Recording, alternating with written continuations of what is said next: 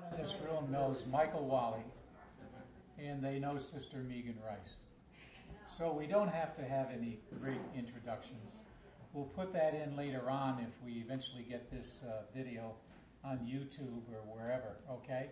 We'll make a nice introduction, one that is really up to par. But in the meantime, what we really want to do is, instead of a lot of introduction information, to open it up to questions. People here have, and the most important thing, I think, are the questions from the people and the responses from both of you folks. So I think that's the introduction. I would say, what are we going to ask Megan and Michael about why they did what they did? And as usually as the public would say, do you think it was worth it? Yeah. Okay. That's all.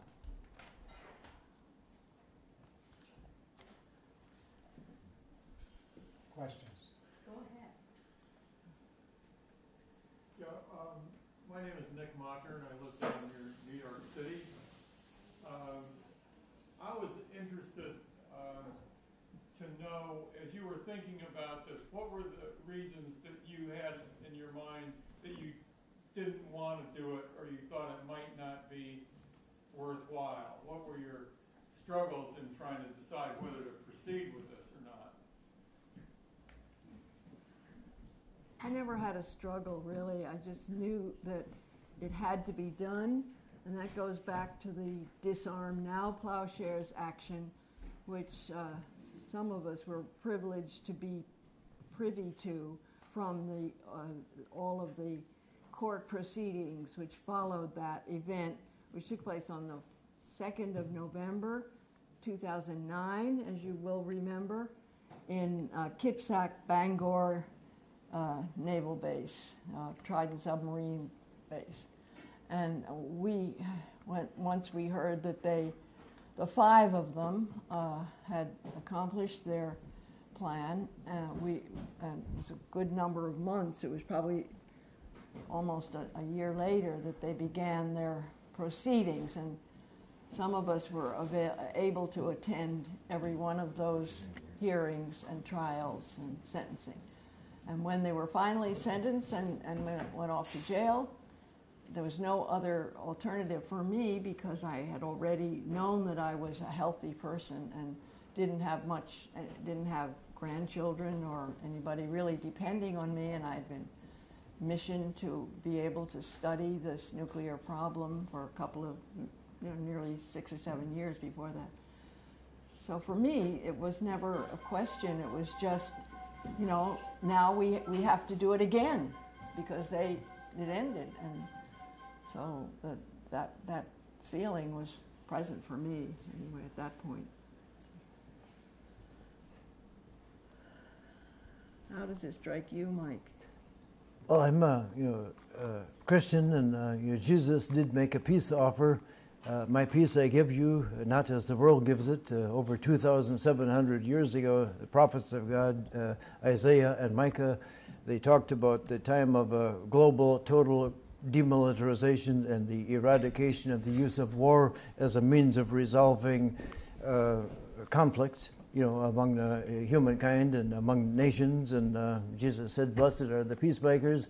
I want to be among the blessed, and so I acted against the criminal policies of the U.S. government in perpetuating the nuclear weapons and the nuclear weapons proliferation activities at the terrorist site, Oak Ridge Y-12 in eastern Tennessee.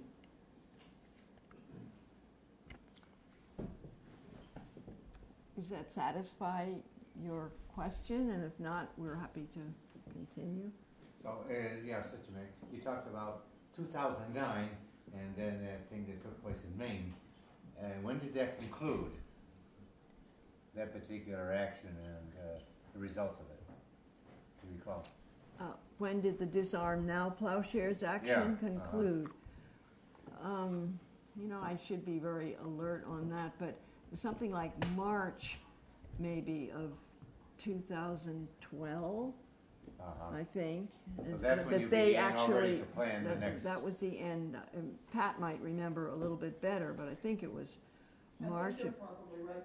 Yeah, Okay. and when they went into prison, you know, So we there's a knew we had continuity. to have another action Yeah. You already had been working out in Nevada, of course. for 6 or 7 years at Yeah. the Nevada Desert Experience. Yeah, So it's one thing after another. yeah. Now, you know, you've got to explain to us, I think, you actually went in and did damage to United States property. And, you know, how can you, you know, justify this sort of action of cutting through fences, pouring blood on property, and saying that this is somehow or another a peace action? There are many of us that don't understand that. Thank you very much. Well, from my perspective as a Christian, the nuclear weapons site activities at Oak Ridge Y-12 are not legal activities. The fences around Oak Ridge Y-12 are not protecting lawful activities. The fences and the buildings and the activities and the nuclear weapons proliferation activities are all unlawful. As St. Augustine of Hippo said, an unjust law is no law at all. As Dr. Martin Luther King said, the activities of the Nazi government of Nazi-era Hitler-dominated Germany operating Auschwitz they were all done under the form of law, but they were unjust. As St. Thomas of Aquin said, laws that do not serve the common good are unjust. So Dr. Martin Luther King was repeatedly arrested and imprisoned for his activities in opposition to the unjust use of governmental power and the judicial power and police power and corporate business powers during the segregation era of the U.S. South. He was repeatedly arrested and jailed. Now he has the distinction of being the only U.S. citizen who has a legal holiday. Well, he was dealt with as a criminal whilst he lived. He used the Christian pulpit in the service of justice, and that is a very rarity in June of 2015.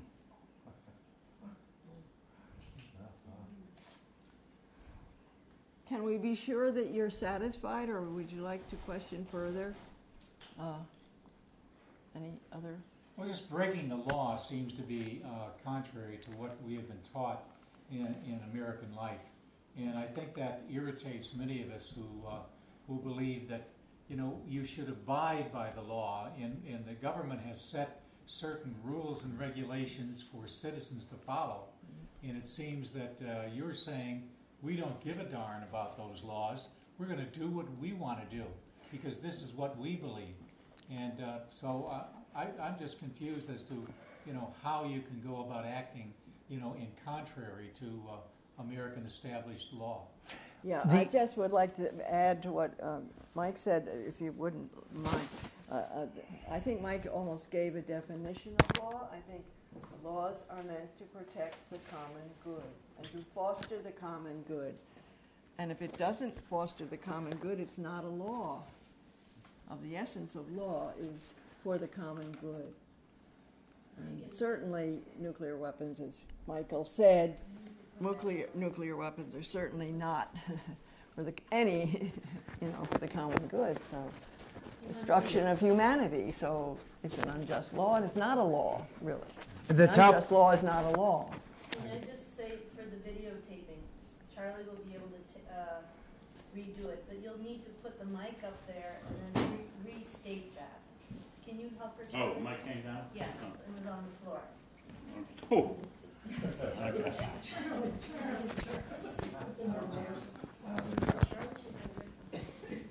Okay. Thanks, Marianne. Okay. Yeah, in extending what Michael responded to this question, just very simply, I have always considered the definition of a law is that which promotes and protects and enhances the common good. So if a law is not protecting and enhancing the common good, if a statement by the government is not for the common good, it's not a law to be obeyed. Who are you to choose what is the common? Sorry? Who are you to choose what is the common good? Well, the topmost law enforcement official in the United States federal government in 1968 was Attorney General Ramsey Clark. He said under oath from the witness stand on May the 6th of 2013, right in the very courtroom where we were put on trial, he said that the United States government is in unlawful non-compliance with its own legal obligations under the 1968 Nuclear Non-Proliferation Treaties. We, the three of us, Sister Megan, myself, and our co-defendant Greg Barchi Obed in Duluth, Minnesota, who is not with us this evening, we all said that the U.S. government is in unlawful noncompliance with its legal responsibilities under Article 6 of the United States Constitution. This is illegal, immoral, ungodly, unpatriotic, and they are acting in opposition to the rule of law. We acted lawfully in acting upon our legal obligations to oppose U.S. government criminal activity.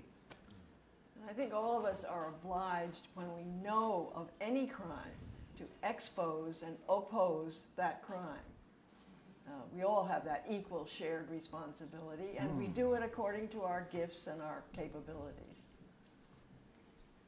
Megan, can I ask you to share a little more, both of you, Mike and Megan, share more deeply what the symbolism is of the use of the blood? Thank you very much, because that was part of the question, wasn't it? Our predecessors who inspired us. Can you repeat the question in case that didn't get it? Oh. Or the microphone? No, let her. Mike, Okay, my right. question- Mary Ann is asking us to give more of an explanation of the symbols that we use in this Plowshares action. We relied on the tradition of the Plowshares movement as it has continued since 1980, begun by the Berrigan brothers and the first community of actors, and carried in every other Plowshares action, simply because, in the words of Isaiah, we try to beat our swords into plowshares, to convert war into peacemaking, life-enhancing activities. And so we are very conscious of the extraordinary effects of any nuclear bomb, nuclear explosion, and life is extinguished. All of life would be extinguished as it was practically at Hiroshima and Nagasaki, and that's just a sample of what would ever happen if ever a nuclear bomb is detonated. And so the most sacred symbol that we have is the symbol of life, which is blood. All blood is sacred. And so we were trying, in the Plowshares movement, it's a very vivid, quick, explicit sign to people without saying a lot of words. And it certainly helps us to wake up and realize what will happen. And so the blood is poured to remind us of the extinguishing of all of life, whether it's human life or animal life or plant life. And that was the symbol of blood. Then there's the symbol of hammering. We just make a very symbolic gesture, beginning the disarmament, beginning the transformation of the criminal activity into that which could be life-enhancing. So that was using the hammer on the weapon, which is, in that case, the fuel to create the secondaries for nuclear weapons, or hydrogen bombs, really now. And the highly enriched uranium, which is housed in that building, so that illegal structure. So that was the hammer. And then we also, give us some more things that we did, Michael. We had banners, we had 4 Bibles, we had the baked loaf of bread with a cross baked into its crust. We had, let's see. And I had candles. Yes, candles for light. We were trying to create the wisdom that shared from the symbolic action and enlighten people's minds and hearts.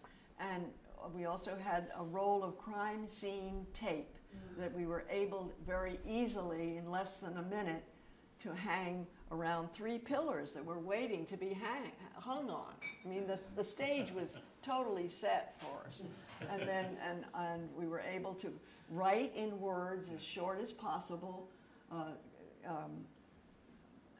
quotes from Psalms or short words of wisdom. So the whole idea was to speak quickly by symbols because we knew people wouldn't listen to us, listen to many words.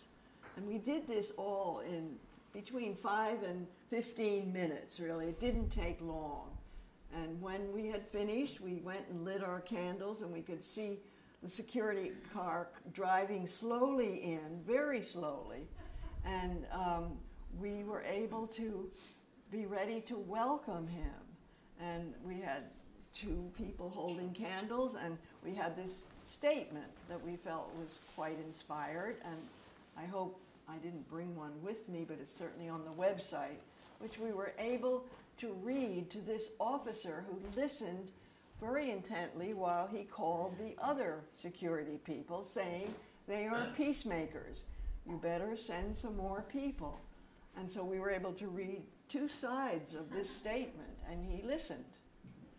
And then we also had a copy of the laws that were being disobeyed by the activity. So we were able to leave many copies of that for the officials and the employees. I quickly read the New Yorker article, Eric Schlossler's article, and the blood, can you talk about the blood who's from a particular person that you chose to use in the action? Can you expand We didn't upon choose. Tom Lewis. Yeah, they were people who had asked that their blood be used. We would have been able to do ours, but there was just no opportunity to give it and have it collected properly. And so it was stored in a deep freeze by Tom Lewis and Betsy Lamb, and the third one was Susan Crane, the previous Plowshares actor. And can you briefly summarize their life story in 30 seconds? You start with Tom Lewis. Yeah, Tom Lewis had done a plowshare. He acted nonviolently without weapons in promotion of the rule of international law against U.S. government criminal activities. He was on his deathbed. He said, I would like someone to take my lifeblood and use it in a future plowshare activity after my death in opposition to U.S. government criminal nuclear weapons of mass destruction proliferation activities. Please take my blood, put it in cold storage until a future plowshare activity is conducted. We were the ones who used his blood in a continued opposition to U.S. government criminal activities relative to nuclear weapons of mass destruction. And Betsy Lamb would have liked to have joined us, but she was unable to at the time. She was helping to care for an ailing parent. And the third person, Susan Crane, was still, I think, serving her time in Dublin from the previous Disarm Now Plowshares action. And so the name of our action is a follow-up on that. Disarm and now transform the whole industry in that which we all need. Anything that it can be transformed into for the common good. Yeah. It seems like Catholic Christians have kind of a focus on this business of blood, and it relates, it seems, to Christianity. But, you know, we also live in a country where we are Americans, And as Americans, many of our young men and women. I did not listen to Dr. Martin Luther King's condemnation of the Vietnam War as being unjust. I participated. I was in the Vietnam War for 2 one-year tours of duty. I became born again later. I support the teachings of the church. I regard myself as a citizen of heaven, as St. Paul tells all of us in his epistle. And I want now that I have become enlightened and no longer support the warmongering of the U.S. Failed rogue terrorist national government, I support the notion that the U.S., like all the other nations of the world, ought to be in compliance with the rule of international law. I am a citizen of heaven, as St. Paul says, and I oppose U.S. government criminal activity.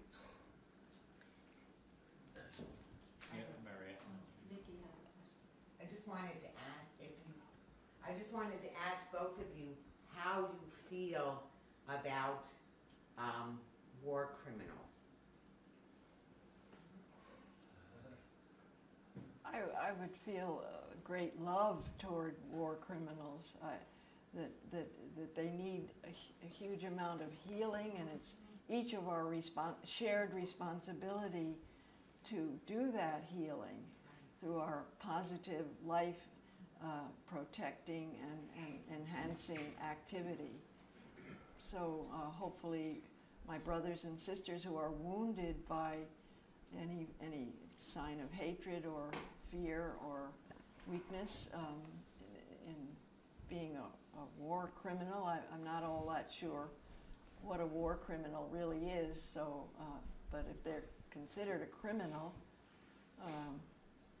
in some way, either they need to be defended or allow themselves to speak and defend themselves, and certainly they need sympathy. That's the way I look upon it.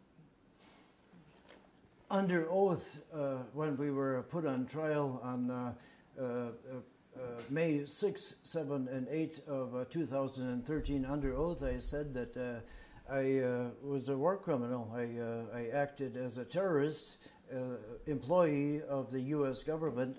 When at the age of 18, I signed on to I entered the employment roles of the U.S. Armed Forces in fighting this illegal war, condemned on April the 4th of 1967 by Dr. Martin Luther King, who condemned the Vietnam War as being unjust. The war continued for over 8 years after Dr. Martin Luther King had condemned it. I was part of the problem, in other words. But on the other hand, I became born again, and I grew in my understanding, and I realized that I must oppose U.S. government, state, lawless terrorist activity. Go ahead, Elizabeth. No, go ahead. You go. Oh, well, I just want to say how ever deeply grateful we are to you for your courageous courage. Yes. You know, your unswerving courage and faithfulness to doing what each of us, you know, really feel should be done, and to proclaim our freedom and separation from I've often had a long, like 85 now, and for many years I just can't imagine how these nuclear facilities, these illegal facilities, could keep up their energy for 70 years. And I really had very little fear that there would be much of a barricade. And everything that I suspected became true. The fences were not working. There was nobody around. We were very easily got in after the first fence. There was much woods beyond that, and that took close to 2 hours to pass through the woods, but we were not at the facility. Had to cross another road and then 3 more fences that were right next to each other. Not the distance from that pillar to that pillar practically would be the 3 fences, wouldn't it? Had the triple fences. The three fences that bound the building, and we got through those in less than 15 minutes. It didn't take 5 minutes to cut 18 inches up and 18 inches over to create a flap, and then easily crawl through, and then cut the next one, and then cut the next one, and we were in easily in 15. No one was around, and nothing was electrified. And that was what I was really sort of expecting. If we got through the first fence, it was just sort of, you know, like Saturday morning at 4:45. We got in there 4:45 in the morning, and nobody was there. So we just immediately opened our knapsacks, took out our things, acted. Would you say 10 minutes it took? I think there's a clarification problem involved here. See, when we cut through the first perimeter fence, that got us onto the Oak Ridge Y-12 property of the U.S. government. The whole area of the federal government holding encompasses something like 50 square miles, and Oak Ridge Y-12 is part of that holding. So we were actually, according to the U.S. government, we were unlawfully on the U.S. government property without a formal invitation to be there. But we went there in the middle of the night, and it took from the time we cut through with our bolt cutters the first perimeter fence until we got to the actual building where these illegal terroristic nuclear weapons of mass destruction materials, the highly enriched weapons-ready uranium are stored, 10,000 nuclear bombs worth of them, at the HEUMF, Highly Enriched Uranium Materials Facility building. We were inside the property, I would say, over 2 hours from the first fence until the time they put us into manacles. They put handcuffs on us, and then thereafter we waited another few hours until they transported us to the Blount County Jail in suburban Knoxville, which is located right along the Lamar Alexander Parkway. Lamar Alexander is one of the 2 U.S. senators from the state of Tennessee who has energetically, enthusiastically supported the illegal U.S. government nuclear weapons of mass destruction industry in eastern Tennessee. Wow, you are terrifically heroic. But I'm just trying to say that our suspicions were happily realized because they weren't ready. And it could have been an electrified fence, and it wasn't. And the cameras were not working. And this goes back 6 months. It had been complained about. So there's neglect. And I mean, you're not going to guard something that nobody ever tries to enter, you know, for 70 years. Do you expect to be invited for congressional hearings so they can hear from your break of what the New York Times said was the greatest security break in the history of nuclear security?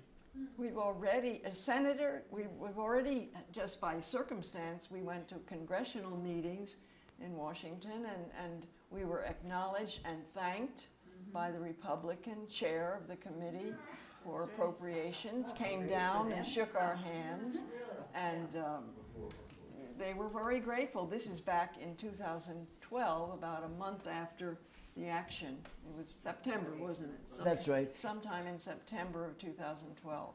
And none of the people at the congressional hearing rooms took the time or the trouble to ask Sister Megan why she was able, at the age of 82, to reach the highly guarded nuclear weapons materials weapons building that we succeeded in getting to. We planned our activity for many months. We prayerfully went to Jesus and Mary in prayer, and we asked their help, and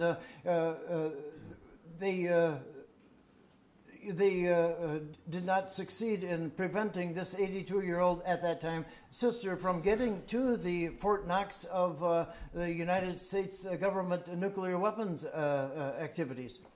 And nobody asked her at the hearings how she got there. Why did they had a very they were astoundingly showed a lack of curiosity of how she got there.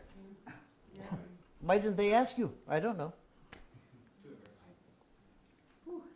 Somebody who hasn't asked a question there? Dan and then Charlie. I was wondering if you could say a little bit about how prayer was part of your preparation.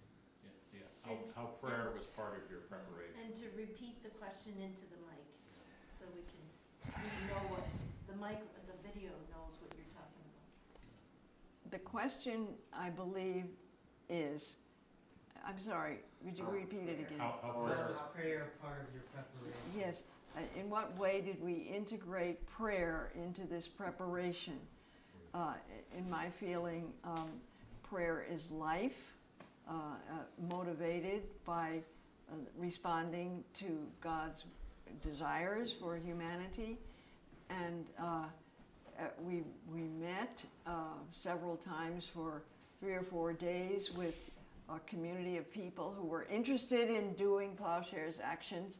And always we began with formal reflective prayer together to put ourselves in touch with as much as we could, and we tried to remain in touch with God's Spirit working within each of us by our listening and trying to respond to what we felt attracted to be doing, and we certainly were meeting the most important need of the age, really, which is a need for peace, and to eliminate the root cause of poverty on our planet, which is the ongoing development of weapons that will never be used, probably, and also the profiteering that goes on in order to continue the manufacture of all of these weapons. And yes, you had a question? So we were informed by prayer throughout the whole pilgrimage, and it was a searching to find which facility needed to be highlighted, as it were. We knew where actions were going to be held on Nagasaki and Hiroshima days, as every year happens, and it just happened that nothing was especially planned for Oak Ridge, and nothing before that had really happened. I mean, there had been many demonstrations and vigils for 30 years with the Oak Ridge Environmental Peace Alliance, OREPA. And they were also very happy, and they discerned with us. We asked their wisdom, and we consulted them, and they had no objection to our trying to make a Plowshares action at Y12, Oak Ridge Y12, which is the mysterious title of this nuclear facility, which goes back to 1943, the very beginning of the Manhattan Project.